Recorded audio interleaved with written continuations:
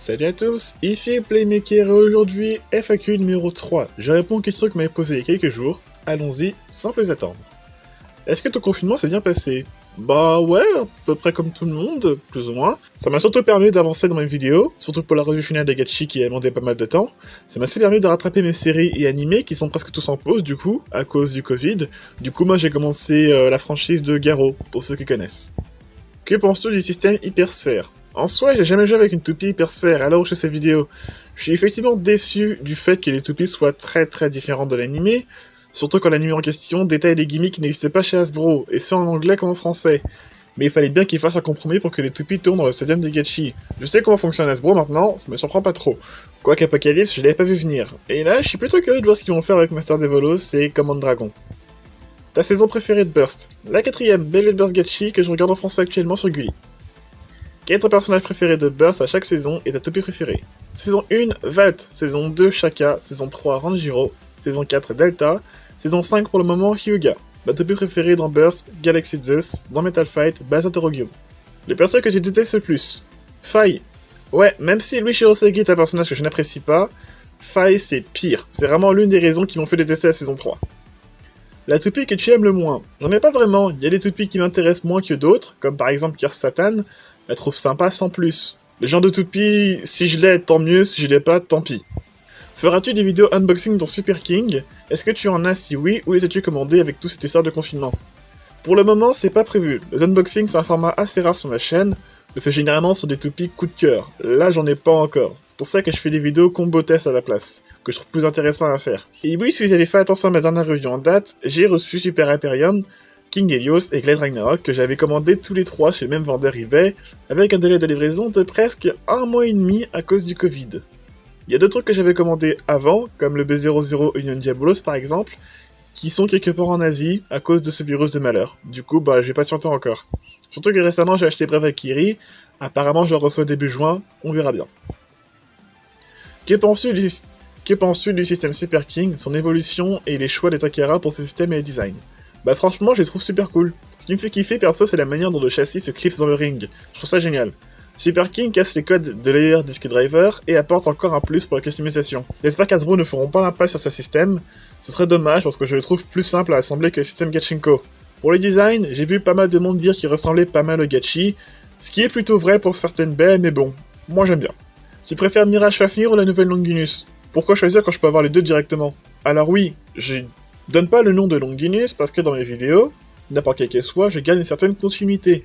Et vu que je parle des toupies qui apparaissent uniquement dans l'animé, la nouvelle Longinus, dont je ne donnerai pas le nom encore, n'est pas apparue dans l'animé, donc je maintiens le terme de nouvelle Longinus. Pensez faire des reviews de Super King avec d'autres BayTubers?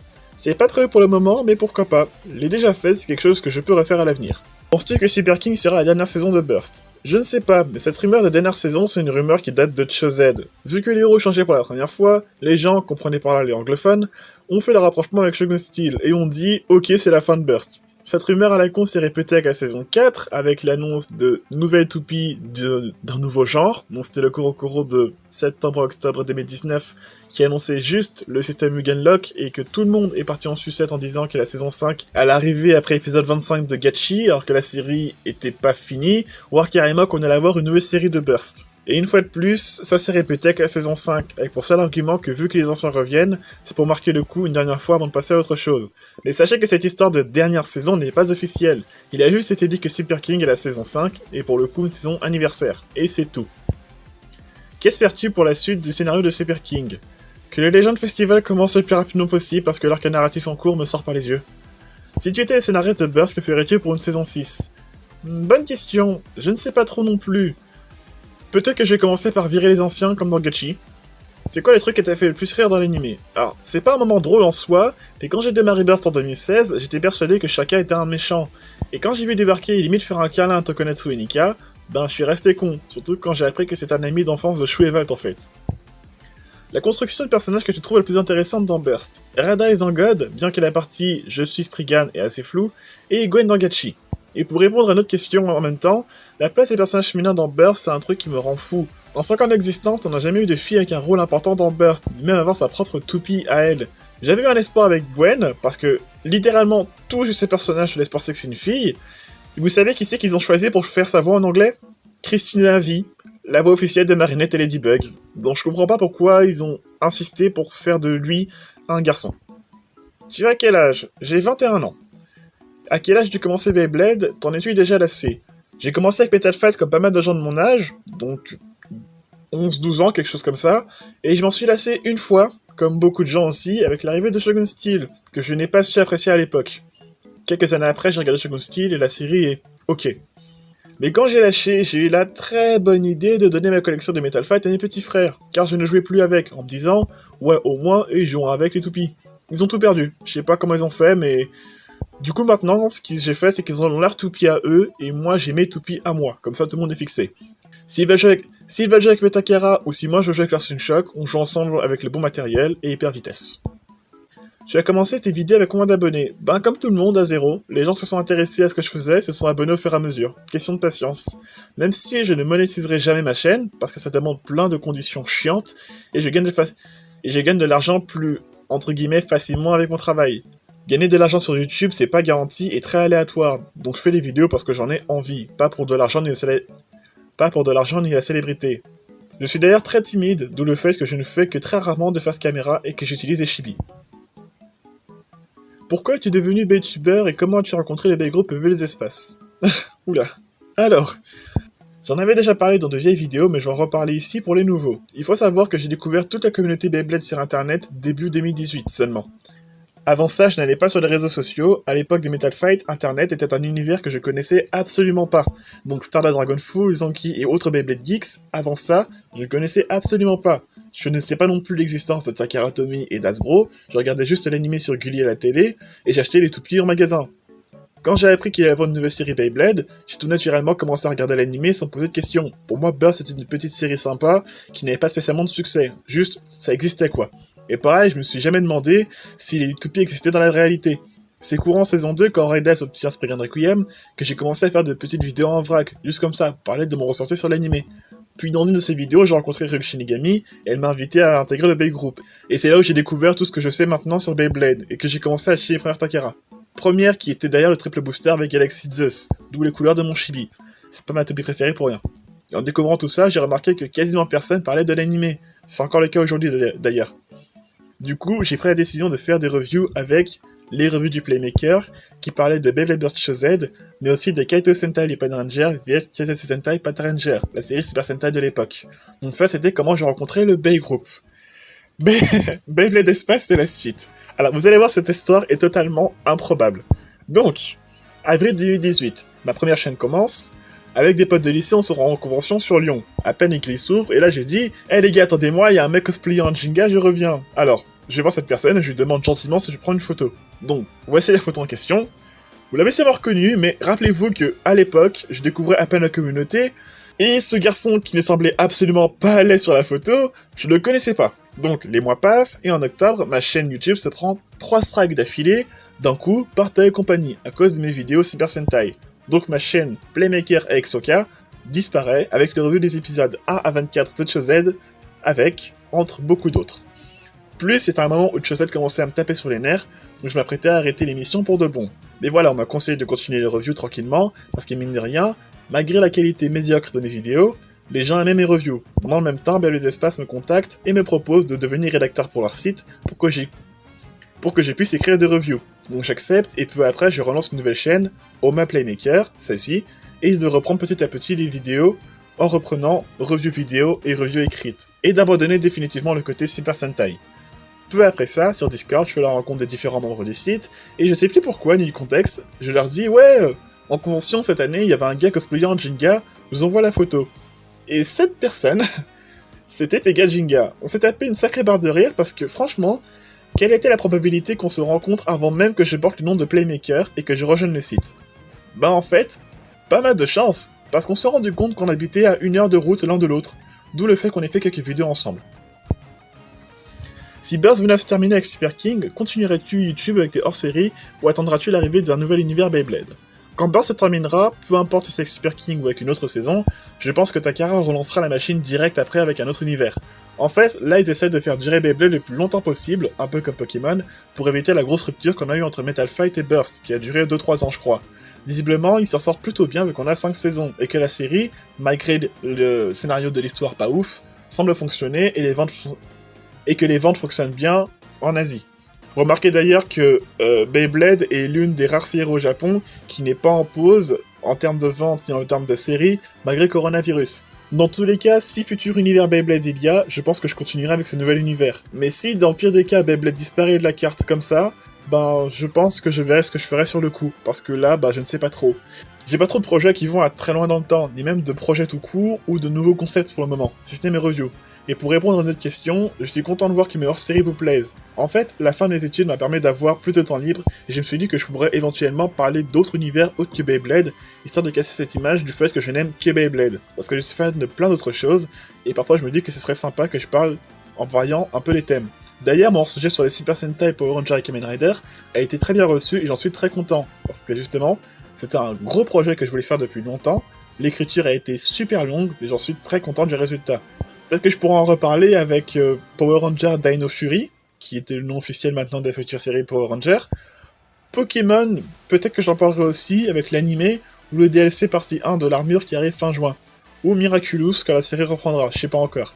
J'avais eu l'idée de parler de Beastars pendant un temps, que j'ai découvert avec l'animé en fin d'année dernière, il y a quelques mois, donc je lis pas le manga. Ceux qui lisent le manga, spoilez pas merci, mais Beastars, c'est chaud. Le public visé par cette série est un public adulte, de par les thématiques qui sont abordées. Plus on a des personnages qui sont assez complexes, comme les Gossiers par exemple, parler de cette série reviendrait presque à faire une vidéo psychologique. Pas sûr que ça plaise à un grand monde, et surtout que personnellement, je ne serais pas capable d'en parler sans me perdre dans mes propos, tant cette série parle de plein de trucs en seulement 12 épisodes, donc pour le moment, pas de hors-série prévue. Ton animé manga préféré, Fullmetal Alchemist Brotherhood, sans conteste, the best of the best. Ton youtubeur Beyblade préféré, alors je sais pas si ça compte vraiment, mais la chaîne Kamiwaza, c'est une chaîne japonaise d'un groupe de potes qui font des trickshots totalement insane avec des toupies. Je trouve ça super stylé, je recommande la chaîne. Ton Pokémon préféré, alors on pourrait penser à Félix Inferno, qui est l'icône de ma chaîne depuis un moment maintenant, mais j'ai pas vraiment de Pokémon préféré en soi. À chaque génération, j'ai quelques favoris qui ressortent du lot. C'est pas forcément des gros bourrins, mais aussi des bestioles assez bizarres, comme en 8ème génération, Hexadron où tout est écrit, que je trouve sympa parmi plein d'autres. Peut-être que je ferai une vidéo par rapport à ça. Ton Sentai et Rider préféré. Côté personnage, c'est un peu comme Pokémon, j'ai des favoris mais pas de préférés en particulier. Mais les rangers qui mixent plusieurs couleurs, comme Lupin X, Patolen X ou Takamaster par exemple, je les aime bien. Par contre, même si j'adore tous les personnages de Kamen Rider Zero One, si on compte pas les films, parce que si on compte les films, ce serait Ichigata mon préféré, Kamen Rider Vulcan, j'adore ces personnages à 200%. Fuwa est juste génial, même s'il risque de se faire détrôner dans ma liste de Kamen Rider préférés par Kamen Rider Arc Zero, qui est arrivé dans la série du coup. Côté série, Rasha Sentai Tokuger. Alors oui, cette série a pour thème les trains, le genre de série que Saban n'a pas osé adapter et que Hasbro n'adaptera jamais, je l'espère. Ça paraît totalement perché, mais l'univers de cette série est assez unique. Je veux dire, tous les Sentai sont uniques en leur genre, mais Tokuger a ce petit plus qui fait que j'aime bien. Le thème de l'imagination, les personnages, et surtout le méchant ultra charismatique, ce combat final du feu de Dieu, et le fait que les Tokuger puissent échanger leur couleur à volonté. C'est un gimmick qui est à la fois cool, mais très utile au scénario. Côté Kamen Rider, série préférée Kamen Rider Build. Bordel de merde, l'histoire est juste excellente. Même les films en soi sont vraiment excellents. Bon, franchement, Build c'est mon chouchou. Puis après Build, on a eu Zio. Cette catastrophe.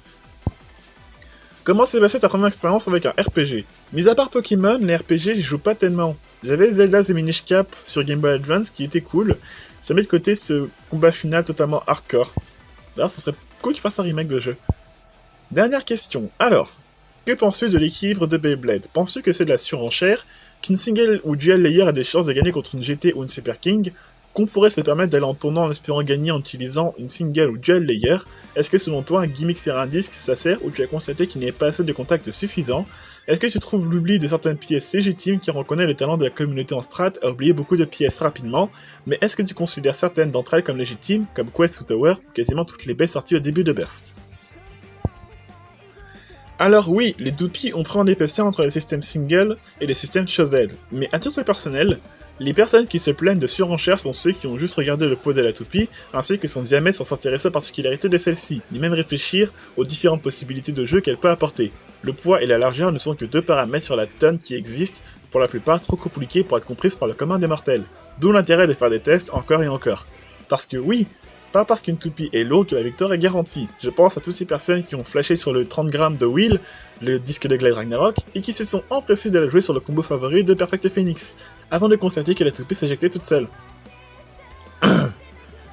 Concernant les singles et duals, oui c'est possible de gagner même si les chances sont réduites. Histoire vraie, Pegajinga a fait birth match Z Valkyrie avec une Valkyrie V1.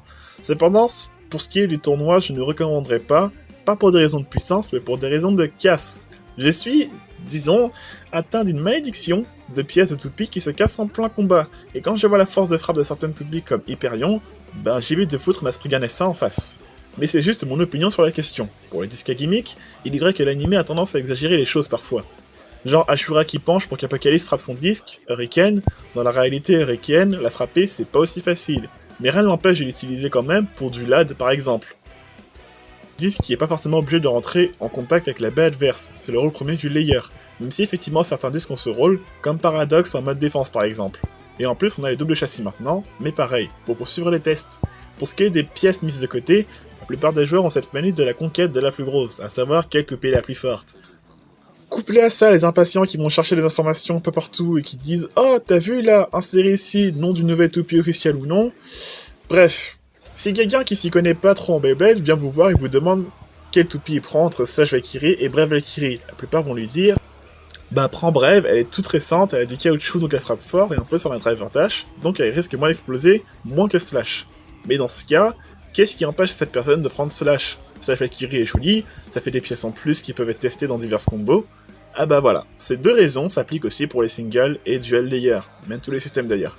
Ajoutez à cela que certaines possèdent des pièces très utiles qui n'ont pas été rééditées par la suite, et que la plupart des singles et duals coûtent à peine 10€ l'unité. Le cadeau quoi. Toute pièce est bonne à tester et à prendre, Hasbro comme Takara, mais il y a des cas où effectivement cette mise de côté est explicable. Exemple côté Hasbro, Nightmare Lunar E3, qui a un défaut qui fait qu'elle tient mal sur un lanceur Hasbro, donc forcément elle peut pas être jouée. Côté Takara, j'ai l'exemple du Way to Go, qui ne peut pas être lancé avec tous les lanceurs. Genre vous prenez une toupie avec Go, vous voulez lancer avec un lanceur double rotation, c'est juste impossible, parce que ça coince, on risque de casser le lanceur. Mais voilà, c'est vraiment quelques cas, mais avec toutes les possibilités qui existent dans Burst, rester bloqué sur le même Atomic, Bearing et autres XM+, je trouve ça juste très con.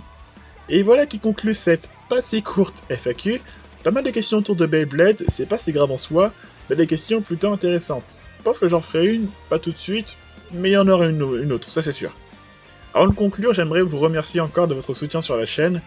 Ça fait plaisir de lire certains de vos commentaires. Et je vous avoue que je n'ai pas d'autres choses à dire de plus, parce que j'ai déjà fait la liste de remerciements dans ma revue finale de Gachi.